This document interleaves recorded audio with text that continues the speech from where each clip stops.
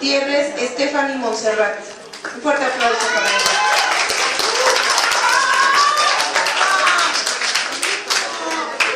Buenas tardes, compañeros alumnos, jurado calificador presente. Pido su permiso para dar inicio con mi ensayo. La explosión revolucionaria es una portentosa fiesta, en donde el mexicano, borracho de sí mismo, conoce al fin en abrazo mortal al otro mexicano.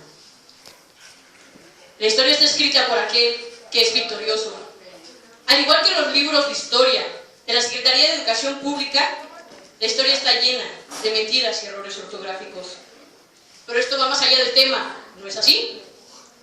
Como dijo Paco Ignacio Taibo II, fuera de eso, el vacío, el esplendor sin tierra, el polvo puro y la demagogia, la pregunta es, ¿y qué hacemos los ciudadanos de a pie, de a caballo, que queremos recuperar la Revolución Mexicana?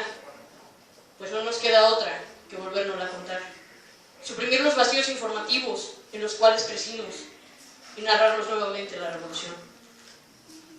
En esta ocasión quisiera hablarles sobre mi mayor interrogante, sobre uno de los sucesos más importantes de este país. A casi más de un siglo del porfiriato, ¿qué ha cambiado? A más de 100 años de la revolución de este país en 1910. Sin duda, México estaba sumergido en una época de pobreza, inseguridad e ignorancia, crueldad y corrupción, encerrado en algo que muchos llegaron a llamar la dictadura perfecta. ¿Les suena familiar? Pues cualquier parecido con la actualidad no es mera coincidencia. La historia está condenada a repetirse por aquellos que no aprenden de sus errores. Empezaré a decir que fue una revolución, la cual, según la historia nacional, fue una construcción de personajes de la estatura moral de Madero, Carranza, Pino Suárez, que sin embargo, personajes estos de una corriente burguesa que no quería los intereses del pueblo. Porque allí se veía claramente y justamente que el interés del pueblo, el interés de aquella masa que llamaban la bola, no se representaba en lucha verdadera.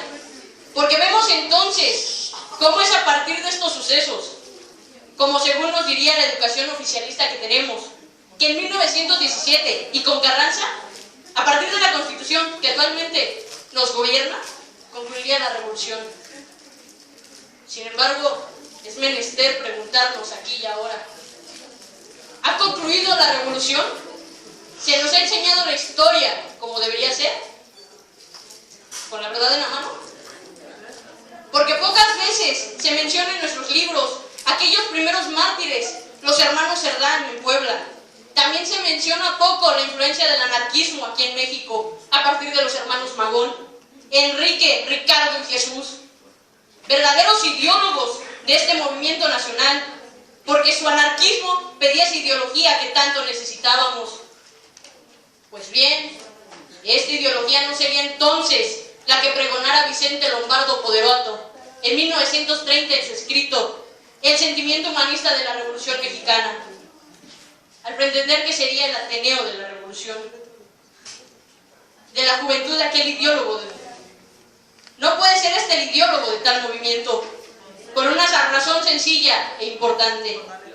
El Ateneo de la Juventud tenía en sus posiciones claras controversias, porque tendríamos a Antonio Caso como parte del partido reeleccionista y por otro lado a Vasconcelos del club antireeleccionista. Porque como lo diría Pedro Enrique Sureña, mientras los miembros del Ateneo se encontraban en sus tertulias literarias discutiendo el banquete de Platón, a 2 metros de ellos en la calle se realizaban las contiendas políticas y militares. Es entonces cuando la ideología hay que reformarla, cuando el pensamiento de la revolución que se nos ha dado mal hay que cambiarlo y transformarlo, cuando debemos recordar a estos hombres al ideal de tierra y libertad de Zapata, al verdadero agrarianismo mexicano, cuando debemos recordar también al Centauro del Norte, tan criticado como bandolero, como bandido. Mas sin embargo, estos hombres vendrían del pueblo, serían del pueblo, ser, hacer y estar para el pueblo, como lo campañas. Me siento en libertad alguna, sin duda.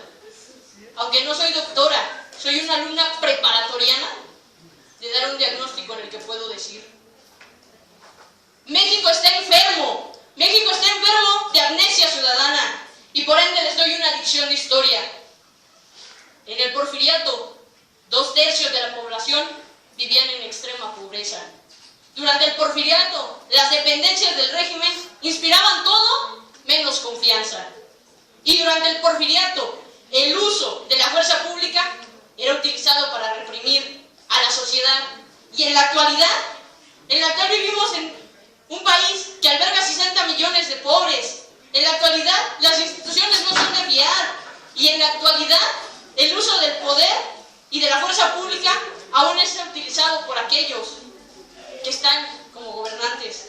Tlatelolco en el 68, Trial en el 97, Atenco en el 2005 y Ayotzinapa recientemente.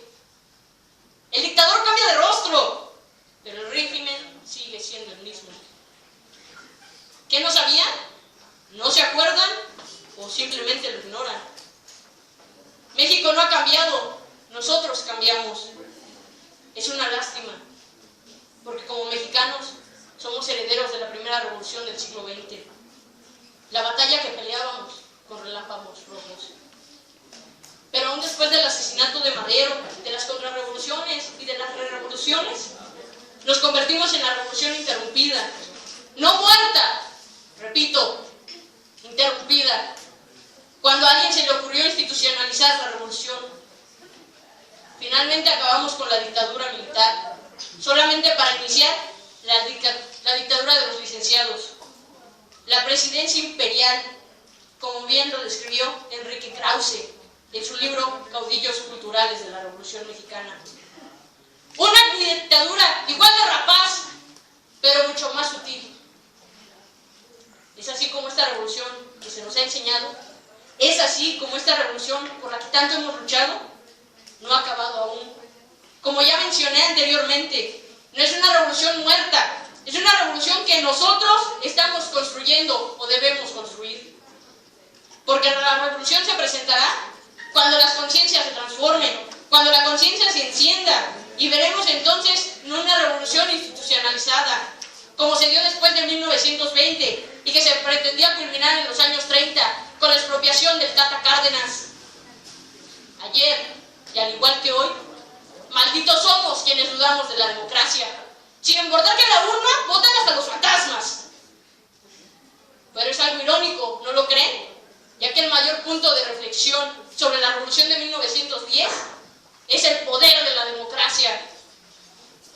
Mi pregunta ya no es ¿qué ha cambiado desde la revolución?, sino ¿quién se apropió de ese poder? ¿Los partidos políticos carentes de oficio y de sentido común son quienes se han encargado de la sistemática regresión del Estado, manteniendo los puestos de copias piratas que son más baratas, especialmente de aquellos que gustan de privatizar cosas ajenas, los que hablan de pseudo-revoluciones democráticas y a quienes les falta acción nacional son quienes se robaron el poder? Y baja la sombra de un poder robado, la política dejó de ser lo que debería de ser para convertirse en su contrario. Porque cuando la institución llegó a la Revolución Mexicana, ahí casi había acabado. Pero ese casi, como nos enseñaría el apóstol Flores Magón, lo podemos salvar nosotros, como la generación que 100 años después, y con la patria reclamándonos por delante, no convertirnos en una generación de jóvenes que no hizo nada, no ser esa generación de mexicanos que dejó el año pasado para sentarse en las butacas, para convertirse en una vida burguesa, para acomodarse en un sistema capitalista que explota al hombre. Es ahí donde no debemos de caer, es ahí cuando el martillo y el cincel en la mano construiremos el templo de nuestra sabiduría, el templo del conocimiento, pero también una construcción, una obra revolucionaria, totalmente que nos demuestre cuánta valía tenían aquellos hombres, los verdaderos hombres. Como en 1910, tomen un vistazo allá afuera, tomen un vistazo al México de los partidos políticos y encuentra quién anhela al México de los justos reclamos. ¿Que no se dan cuenta que México está harto de los intereses de partido, México está harto de los hombres de partido, México quiere hombres de Estado, porque más allá de ser Porfirio el dictador, porque más allá de ser Huerta el traidor, porque más allá de mencionar todos estos nombres, personajes, mujeres, niños, lo que verdaderamente debemos mencionar es ¿qué haremos nosotros aquí y ahora? Y ahora, esa batuta nos pertenece a nosotros, los jóvenes de la palabra, como actores de la Segunda Revolución Mexicana. Como tales, jamás deben olvidar que la revolución no se lleva en los labios para vivir de ella, se lleva en el corazón para morir por ella.